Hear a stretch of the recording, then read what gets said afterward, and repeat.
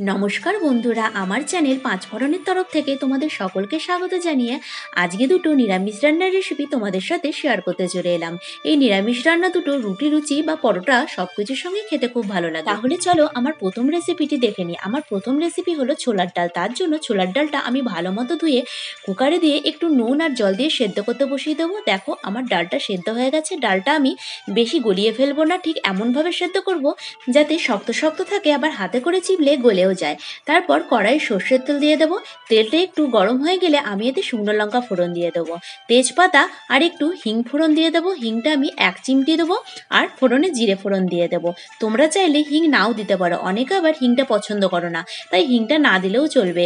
তারপর ফোড়ন থেকে যখন সুন্দর গন্ধ বেরোবে তখন আগে থেকে কুচিয়ে রাখা টমেটোটা আমি দিয়ে দেবো। টমেটোটা তারপর ভালো মতো ভাজা ভাজা করে নেবো। টমেটোটা যদি ভালো মতো ভাজা ভাজা না করা হয় তাহলে টমেটোমের একটা কাঁচা গন্ধ ছাড়বে। তার জন্য আমি টমেটোটা ভালো মতো ভাজা ভাজা করে দেবো। 1 চিমটি নুন দিয়ে দেবো যাতে টমেটোটা তাড়াতাড়ি মজে আসে। তারপর অল্প পরিমাণে হলুদ আর জিরে গুঁড়ো আর একটু জলের ছেটা দিয়ে সমস্ত কিছু ভালো মতো ভাজা ভাজা করে নেব।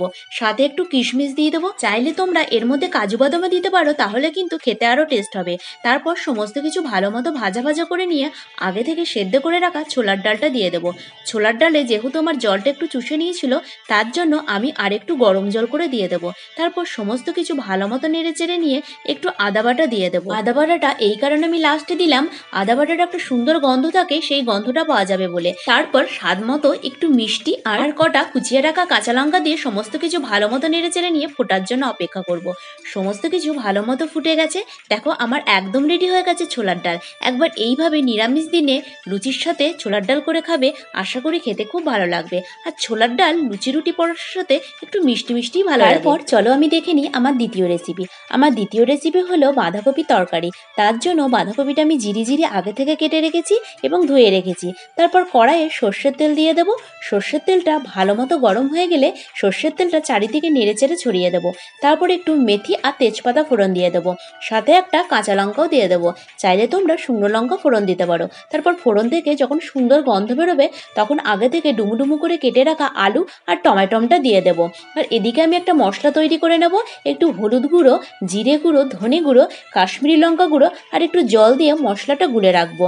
ওদিকে আমি গোটা টমেটোটা আলুর মধ্যে দিয়েছি, এই কারণে টমেটোটা যদি আমি কেটে দিই তাহলে আলুটা সেদ্ধ হবে না, তার জন্য গোটা টমেটো দিয়েছি। আলুটা ভাজা ভাজা হওয়ার সময় টমেটোটাও ভালো মতো ভাজা ভাজা হয়ে যাবে।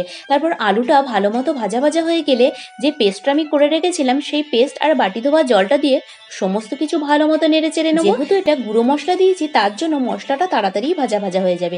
তোমরা চাইলে এটা বাটা মশলা দিয়ে করতে পারো, তাহলে কিন্তু স্বাদ আরও বেশি আসবে। তারপর দেখো সমস্ত কিছু আমি ভালো মতো কষিয়ে নেবো। সমস্ত কিছু ভালো মতো কষানো হয়ে গেছে আমার। এরপর আমি কেটে রাখা বাঁধাকপিটা দিয়ে দেবো। অনেকে আবার আগে থেকে বাঁধাকপিটা ভাপিয়ে নেয়। যেহেতু শীতের বাঁধাকপি ঠান্ডা ঠান্ডা পড়ে গেছে তার জন্য বাঁধাকপিটা আর ভাপানোর প্রয়োজন পড়বে না। এটা যদি গরমকালে করা হতো তাহলে বাঁধাকপিটা আগে থেকে ভাপিয়ে নিতে হতো। তারপর সমস্ত কিছু ভালো মতো নাড়াচাড়া করে নেব। পরিমাণ মতো নুন আর চেরা কাঁচা লঙ্কা দিয়ে দেবো। তারপর সমস্ত কিছু ভালো মতো নেড়ে চেড়ে নিয়ে সব কিছু ভালো মতো সেদ্ধ হওয়ার জন্য ঢাকা দিয়ে দেবো। কিছুক্ষণ পর ঢাকনাটা আমি খুলে নেব। দেখো আমার আলুগুলোও সেদ্ধ হয়ে এসছে, আবার সমস্ত কিছু ভালো মতো সেদ্ধ এসছে। এরপর আমি আদা বাটাটা দিয়ে দেবো। তারপর সমস্ত কিছু ভালো মতো নাড়াচাড়া করে নিয়ে আরেকটু ঢাকা দিয়ে দেবো যাতে সমস্ত কিছু আবারও ভালো মতো সেদ্ধ হয়ে যায়। কিছুক্ষণ পর আমি ঢাকনাটা আবার খুলে নেব। তারপর সমস্ত কিছু দেখো আমার ভালোভাবে হয়ে এসছে। এরপর খুন্তির সাহায্যে আমি কটা আলু ভালো করে ম্যাশড করে দেবো যাতে এটা আরও একটু কাদা কাদা হয়, খেতে আরও ভালো লাগে। আর টমেটোটা দেখো একদম গলে পাক হয়ে গেছে। তারপর একটু স্বাদ মতো মিষ্টি দিয়ে দেবো। নিরামিষ তরকারি দেখবো একটু মিষ্টি মিষ্টি না হলে খেতে ঠিক ভালো লাগে না। তারপর একটু ঘি আর পরিমাণ মতো গরম মশলা দিয়ে সমস্ত কিছু ভালো মতো নেড়ে চেড়ে নিলেই তৈরি বাঁধাকপির তরকারি। অবশ্যই কিন্তু একবার এইভাবে খেয়ে দেখবে। আর আমার আজকের রেসিপি দুটো তোমাদের কেমন লাগলো অবশ্যই কিন্তু জানাবে।